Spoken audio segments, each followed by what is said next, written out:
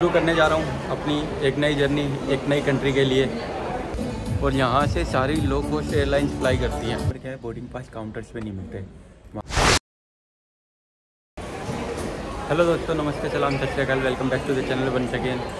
शुरू करने जा रहा हूँ अपनी एक नई जर्नी एक नई कंट्री के लिए। कंट्री थंबनेल से आपको पता चल गया होगा, थाईलैंड। जी हाँ, थाईलैंड। इसका काफ़ी टाइम से इंतज़ार था। फाइनली अब मैं जा रहा हूँ।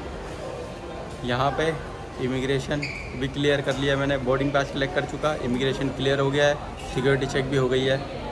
अभी पहले जाता हूँ अपने गेट के पास बैठता हूँ, फिर आपको डिटेल में सारा कुछ समझाऊँगा कि यहाँ पे मेरे को क्या क्या ज़रूरत पड़ी थी।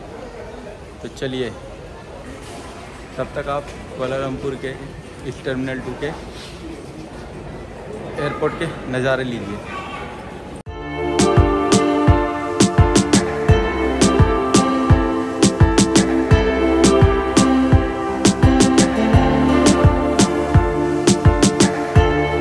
अभी मैं जो हूँ कुआलालंपुर के टर्मिनल 2 पे हूँ और यहाँ से सारी लो कॉस्ट एयरलाइंस फ्लाई करती हैं। मतलब जितनी भी लो कॉस्ट एयरलाइंस हैं वो सारी इसी टर्मिनल से ऑपरेट होती हैं। मतलब चाहे अराइवल हो या डिपार्चर। मैं आया भी यहीं पे था और मेरा डिपार्चर भी यहीं से है।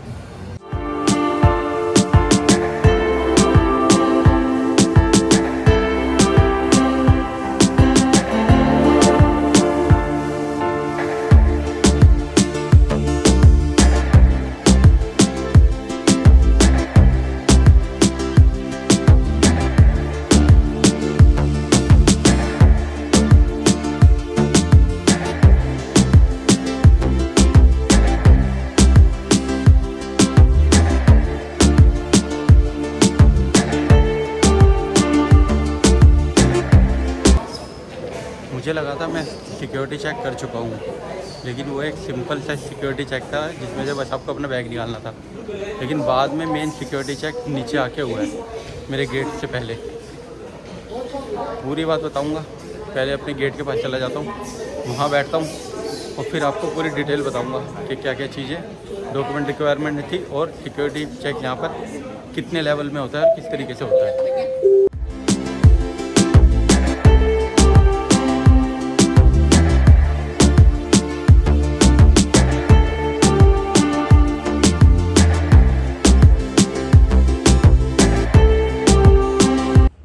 दोस्तों, तो अब आपको बता देता हूँ पूरा प्रोसेस और अभी तक क्या क्या हुआ है।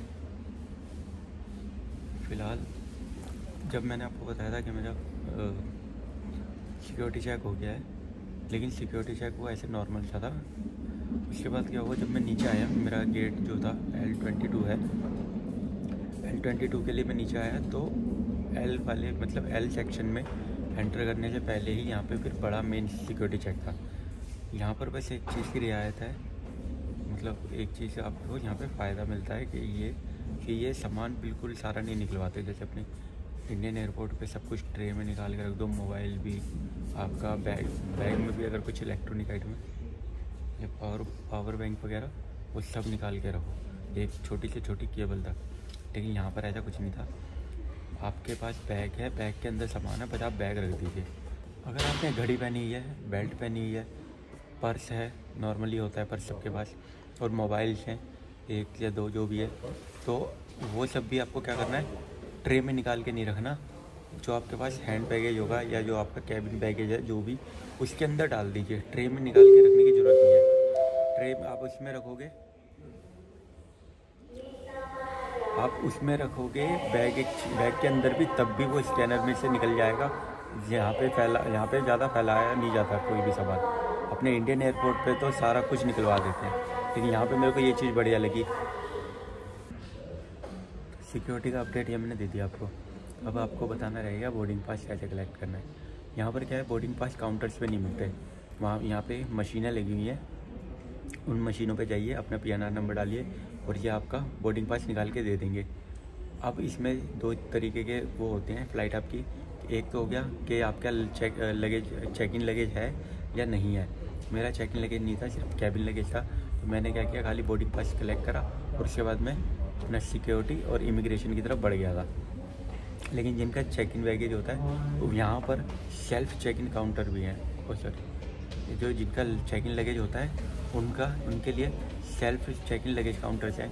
मतलब आप अपना जो बोर्डिंग पास प्रिंट कर रहे हैं उसको स्कैन कीजिए और उसके बाद जो वहाँ से कुछ जो बारकोड जो अपने इंडिया के एयरपोर्ट्स वगैरह पे जब हम वो करवाते हैं तो वो एक प्रिंट निकालते हैं लंबा सा बारकोड का और वो आपके सामान पे लगा देते हैं और फिर आपका सामान उसमें भेजते हैं चेक इन लगेज में। यहाँ पर क्या है, वो काम आप स्कैन कीजिए और ख़ुद करिए। हेल्प के लिए बंदे खड़े होते हैं उनके, लेकिन ये काम आप खुद भी कर सकते हैं। यहाँ पे सिंपल से सारे स्टेप लिखे होते हैं और यहाँ पे पूरा टैब वैब वाला सिस्टम दे रखा है कंप्यूटराइज मशीनों से। वो करिए, टैग निकालिए, अपने सामान पे लगाइए और अपना सामान लगेज की बेल्ट पे डाल दीजिए। वो अपने आप आपका प्लेन में पहुँच जाएगा और जहाँ पर भी आपकी डेस्टिनेशन है वहाँ आपको मिल जाएगा। तो यहाँ पे इतना सिंपल चीज़ें कर रखी हैं कि बंदे सेल्फ मतलब अपने आप से सारा काम कर सकते हैं। यहाँ पे अपना बोर्डिंग पास प्रिंट करना है, चेक इन बैगेज है, लगेज वगैरह, चेक इन लगेज वगैरह जो भी करना है वो बिना हेजिटेशन के, बिना प्रॉब्लम से खुद भी कर सकते हैं। इतनी ज़्यादा सुविधाएं दे रखी हैं यहाँ पे। अब इसके बाद बात कर लेते हैं इमिग्रेशन की। हाँ, अब बोर्डिंग पास का एक और चीज़ बता दूँ। बोर्डिंग पास में बस मैंने जो अपने आप प्रिंट करा, मेरा बस वहाँ से प्रिंट करा, उसके बाद मैं आ गया सीधा डायरेक्ट। उसके बाद मेरा सिक्योरिटी पे भी कुछ नहीं पूछा गया। इमिग्रेशन पे क्या है, इमिग्रेशन पे बस मेरा उन्होंने देखा, मुझे मेरा नंबर आया तो मैं इमिग्रेशन काउंटर पे गया, क्योंकि उन्होंने बस मेरे से मेरा पासपोर्ट लिया और मेरा बोर्डिंग पास देखा। मेरा पासपोर्ट और बोर्डिंग पास देखा, मेरी फ़ोटो क्लिक करी, उसके बाद कोई एक सवाल नहीं, बस मेरे पासपोर्ट पे स्टैंप मारा एग्ज़िट का कि भाई आप हो मलेशिया से बाहर। क्योंकि अब मलेशिया से अगर मैं मलेशियन होता और कहीं और जा रहा होता तो मेरे से पूछते भाई वापस कब आओगे, क्योंकि अब तो मैं यहाँ से कहीं और जा रहा हूँ, तो यहाँ से तो बोले भाई जाओ यहाँ से, हमारा देश तो छोड़ो, बाकी आगे जब अब मैं थाईलैंड जाऊँगा तो वहाँ पे क्वेश्चनिंग होगी जो होगी थोड़ी बहुत। तो यहाँ पे इन्होंने कुछ भी नहीं पूछा, बस आराम से मेरे को इमिग्रेशन की एग्ज़िट आराम से दे दी। और इमिग्रेशन यहाँ पे ज़्यादा भीड़ थी नहीं, मैं काफ़ी जल्दी आ गया था इस चक्कर में कि 2-3 घंटे पहले, क्योंकि मैंने दिल्ली वाले एयरपोर्ट का मेरे को एक्सपीरियंस बहुत मेरे को याद है। तो वहाँ पे बहुत टाइम लगता है, तो मेरे को कोलालमपुर का मैंने अभी तक देखा नहीं था, पहली बार है मेरा कोलालमपुर में मलेशिया में, तो मुझे नहीं पता था यहाँ कितना टाइम लगता है कितना नहीं लगता। तो मैं अपना अच्छा खासा टाइम लेके चला था, 2-2.5 घंटे का 3 घंटे का। तो लेकिन मैं यहाँ पे पहुँच गया था टाइम से, और इमिग्रेशन में मुझे हार्डली 5 मिनट लगे होंगे मुश्किल से। वो 5 मिनट भी मैं क्यू पे लगा के बता रहा हूँ कि मैं क्यू में जितनी देर भी खड़ा हुआ, वरना वो तो बस मेरा नंबर आया गया, उन्होंने मेरा बोर्डिंग पास देखा, पासपोर्ट स्कैन करा, स्टैम्प मारी और बोला चलिए निकलिए, बस इतना सा इमिग्रेशन था, बिल्कुल स्मूथ। फ़्लाइट का वेट कर रहा हूँ। फ़्लाइट का एक पंगा हो गया है। पंगा क्या हुआ है वो ये है कि फ़्लाइट है डिले। अब एयर एशिया वालों की ऐसी हरकत है कि मतलब फ़्लाइट डिले हो रही है तो मैसेज भी नहीं करा, मैसेज करके भी नहीं बताया कि आपकी फ़्लाइट डिले है। तो मैं थोड़ा होटल से देर से ही आ जाता, मैं सुबह से उठ के भागा। अब लेकिन बैठा हूँ यहाँ पे, चलो थोड़ा रेस्ट वेस्ट कर रहा हूँ।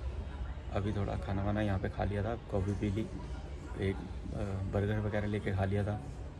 फिर यहाँ पे एक मशीन लगी हुई थी, तो उस पर मशीन पे बैठ के थोड़ी देर के 40 मिनट की मसाज ले ली, तो वो टाइम पास हो गया अच्छा है। अब गेट के पास बैठ के इंतज़ार ही कर रहा हूँ, निकलते हैं यहाँ से, फिर आपसे मिलेंगे, फिर आपसे बात करेंगे। आप वीडियो में बने रहिएगा, क्योंकि थाईलैंड पहुँच के वहाँ पे क्या क्या चीज़ें डॉक्यूमेंट रिक्वायरमेंट होती है, इमिग्रेशन वहाँ पे कैसे क्लियर होता है, वो सारा कुछ इसी वीडियो में बताऊँगा मैं आपको। तो फाइनली 10 बजे की फ़्लाइट का टाइम था और वो डिले होकर 1:30 बजे की सेट हुई थी, और अब जो है 12:05 पे बोर्डिंग शुरू हुई है। तो चलिए अब चलेंगे अंदर, बोर्डिंग करवाते हैं। अभी लंबी लाइन लग रही है, आराम से जाएंगे जब खाली हो जाएगा। बोर्डिंग क्लियर कर ली है, अब एयरक्राफ्ट की तरफ बढ़ रहा हूँ। एयरक्राफ्ट अंदर से आपको थोड़ा दिखा दूँगा, उसके बाद सीधा आपसे थाईलैंड में ही मुलाकात होगी।